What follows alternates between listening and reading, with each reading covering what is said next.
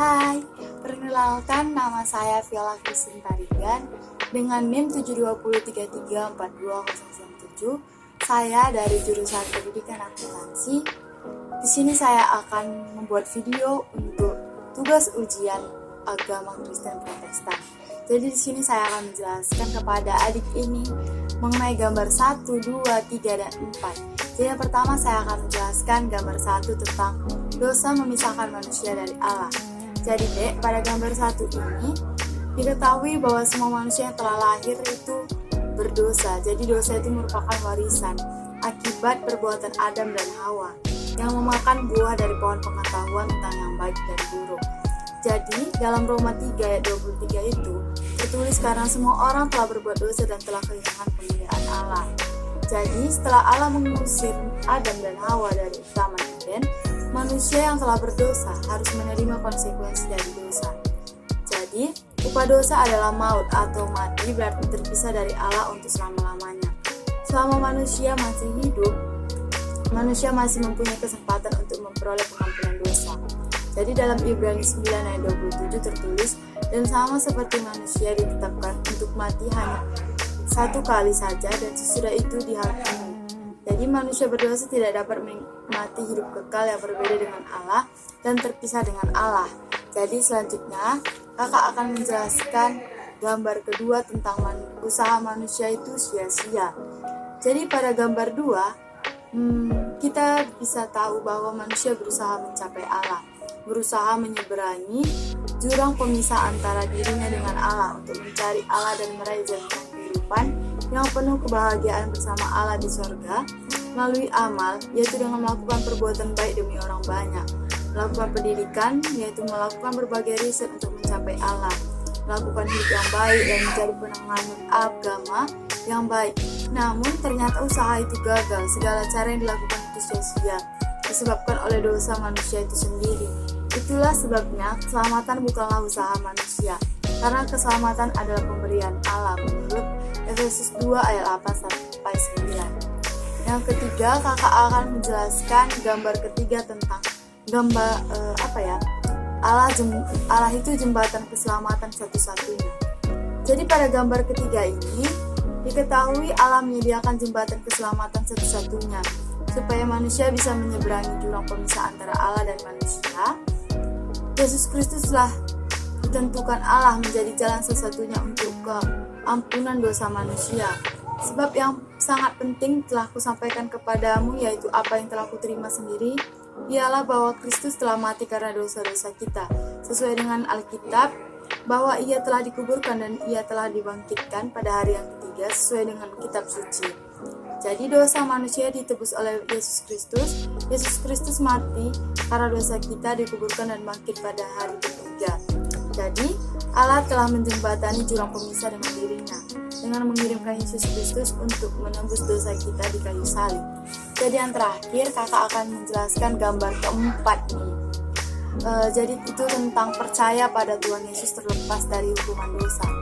Jadi pada gambar keempat itu dek, diketahui bahwa manusia harus melakukan dua hal agar mempunyai hidup yang kekal dan tidak turut dihukum, atau agar pindah dari dalam maut ke dalam hidup. Jadi pada Alkitab ada pada pasal Yohanes 5:24, aku berkata kepadamu, sesungguhnya barang siapa mendengar perkataanku dan percaya kepada Dia yang mengurus aku, ia mempunyai hidup yang kekal dan tidak turut dihukum, sebab ia sudah pindah dari dalam maut ke dalam hidup. Jadi untuk mendapat keselamatan, manusia tidak cukup hanya mendengar tentang Yesus saja, tetapi kita sebagai manusia harus percaya dan menerima Yesus dalam hidup kita. Jadi dalam Alkitab itu ada yang mengatakan bahwa barang siapa yang percaya kepadaku tidak akan binasa, melainkan memperoleh hidup yang kekal. Jadi gitulah tentang firman Tuhan hari ini. Terima kasih ya. Iya. Jadi di sini akan saya akan melanjutkan untuk orang yang kedua dengan adik ini yang bernama Lilis tentang gambar 1, 2, 3, 4 tadi. Jadi dek, di sini ada gambar 1, 2, 3, dan 4. Jadi di sini kakak akan menjelaskan tentang gambar itu. Jadi yang pertama kakak akan menjelaskan gambar 1 tentang dosa memisahkan manusia dari Allah. Jadi pada gambar 1 diketahui semua orang yang telah lahir itu telah berdosa akibat perbuatan Adam dan Hawa yang memakan buah dari pohon pengetahuan. Jadi, dalam Roma 3:23 tertulis karena semua orang telah berbuat dosa dan telah kehilangan kemuliaan Allah. Jadi, setelah Allah mengusir Adam dan Hawa dari Taman Eden, manusia yang berdosa harus menerima konsekuensi dari dosa itu. Jadi, upah dosa adalah maut, yaitu mati berarti terpisah dari Allah untuk selama-lamanya. Selama manusia masih hidup, manusia masih mempunyai kesempatan untuk memperoleh pengampunan dosa. Jadi manusia berdosa tidak dapat menikmati hidup kekal yang berbeda dengan Allah dan terpisah dengan Allah. Selanjutnya kakak akan menjelaskan gambar yang kedua nih, yang di bawah ini, tentang usaha manusia itu sia-sia.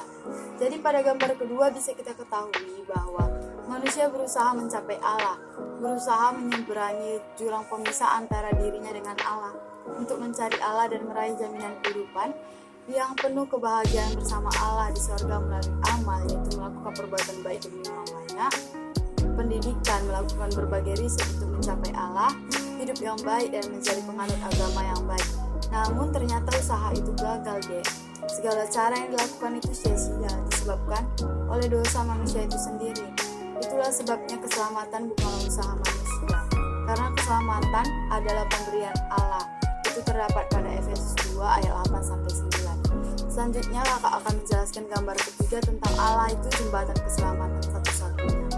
Jadi pada gambar ketiga diketahui bahwa Allah menyediakan jembatan keselamatan satu-satunya supaya manusia bisa menyeberangi jurang pemisah antara Allah dan manusia.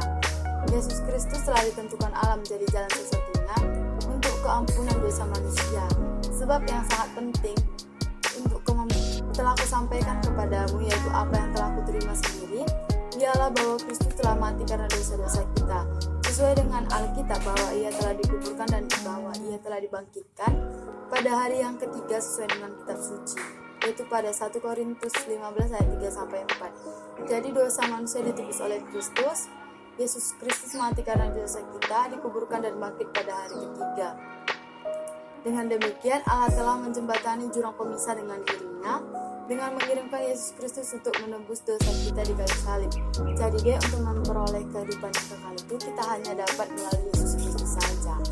Selanjutnya yang terakhir itu ada gambar keempat tentang percaya pada Tuhan Yesus terlepas dari hukuman dosa.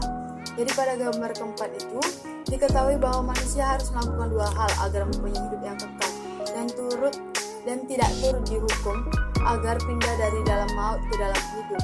Jadi pada Yohanes 5:24, aku berkata kepadamu, sesungguhnya barang siapa mendengar perkataanku dan percaya kepada dia yang mengutus aku, dia mempunyai hidup yang kekal dan tidak turut dihukum, sebab ia sudah pindah dari dalam maut ke dalam hidup.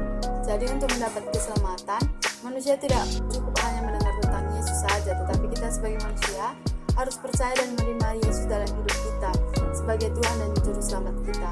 Jadi ada dalam Alkitab tertulis bahwa barang siapa yang percaya kepada aku tidak akan binasa, melainkan memperoleh hidup yang kekal. Jadi dek, kita itu harus percaya kepada Tuhan. Oke? Makasih, sekian video dari saya. Dadah!